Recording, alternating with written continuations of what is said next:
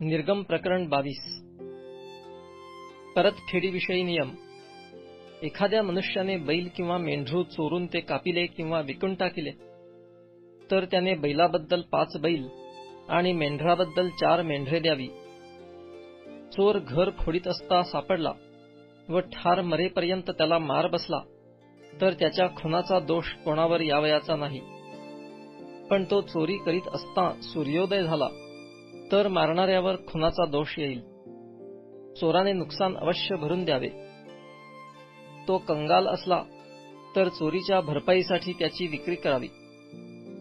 चोरलेला बैल, गाढव, मेंढरू वगैरे चोराच्या हाती जिवंत सापडले तर त्याने एकेकाबद्दल 2-2 द्यावी. कोणी दुसऱ्याचे शेत अथवा द्राक्षमळा खावविला म्हणजे आपले जनावर मोकळे सोडिले आणि त्याने दुसऱ्याचे शेत खाल्ले तर आपल्या शेतातील आणि आपल्या द्राक्षमळ्यातील उत्तमोत्तम उपज देऊन त्याचे नुकसान त्याने भरून द्यावे. आग भडकून काटेकुटे पेटले आणि त्यामुळे धान्याच्या सुड्या, उभे पीक अथवा शेत जळून गेले तर ज्याने आग पेटवली असेल त्याने नुकसान भरून दिलेच पाहिजे. कोणी शेजाऱ्यापाशी पैसा किंवा काही माल ठेवावयाला दिला आणि त्याच्या घरातून तो चोरीस गेला तर चोर सापडल्यास त्याच्या दुप्पट बदला चोराने द्यावा. पण चोर सापडला नाही तर घरधन्याला देवासमोर घेऊन जावे म्हणजे त्याने आपल्या शेजाऱ्याच्या मालमत्तेला स्वतः हात लाविला किंवा नाही ह्याचा निर्णय होईल. कारण कोणत्याही प्रकारची आगळीक घडली, मग ती बैल, गाढव, मेंढरू, वस्त्र अथवा कोणतीही गमावलेली वस्तू हिच्या संबंधाची असो तर ती माझी आहे अशी कोणी तक्रार केली तर दोघांचे प्रकरण देवासमोर यावे व ज्याला देव दोषी ठरविल त्याने आपल्या शेजाऱ्याला तिच्याबद्दल दुप्पट बदला द्यावा. कोणी आपल्या शेजाऱ्यापाशी गाढव, बैल, मेंढरू अथवा दुसरे कोणतेही जनावर राखणीस ठेविले आणि जर ते मेले अथवा त्याला काही इजा झाली किंवा कोणी हाकून नेताना ते कोणाच्या दृष्टीस पडले नाही तर त्या दोघांमध्ये परमेश्वराची शपथ व्हावी. आपण शेजाऱ्याच्या मालमत्तेला हात लाविला नाही असे राखणाऱ्याने म्हटल्यास त्या मालमत्तेच्या मालकाने ते खरे मानावे. मग त्याला भरपाई करून द्यावी लागणार नाही. त्याच्यापासून ते खरोखर चोरीस गेले असले तर त्याने मालकाची भरपाई करावी. ते जनावर जर कोणी खरोखर फाडून टाकले असले तर त्याने ते पुराव्यादाखल आणावे म्हणजे त्याला भरपाई करून द्यावी लागणार नाही. कोणी आपल्या शेजाऱ्यापासून कोणतेही जनावर मागून घेतले आणि त्याचा धनी बरोबर नसताना त्याला दुखापत झाली अथवा ते मरून गेले तर त्याने त्या धन्याला त्याची भरपाई अवश्य करून दिली पाहिजे. पण त्याचा धनी बरोबर असला तर त्याची भरपाई करावी लागणार नाही.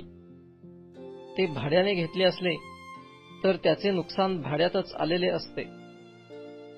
नैतिक आणि धार्मिक बाबींसंबंधी काही नियम. वागदान न झालेल्या कुमारीला फूस लावून कोणा पुरुषाने तिच्याशी गमन केले तर त्याने देज देऊन तिच्याशी विवाह करावा. पण तिचा बाप त्याला ती द्यावयाला मुळीच राजी नसला तर कुमारीबद्दल देज देण्याच्या वहिवाटीप्रमाणे त्या पुरुषाने पैसा तोलून द्यावा. चेटकिणीला जिवंत ठेवू नये. पशुगमन करणाऱ्याला अवश्य जीवे मारावे. परमेश्वराशिवाय दुसऱ्या दैवतांना बली अर्पण करणाऱ्याचा अगदी संहार करावा. उपऱ्याला छळू नको किंवा त्याच्यावर जुलूम करू नको कारण मिसरी देशात तुम्हीही उपरी होता. कोणा विधवेला किंवा पोरक्याला गांजू नका.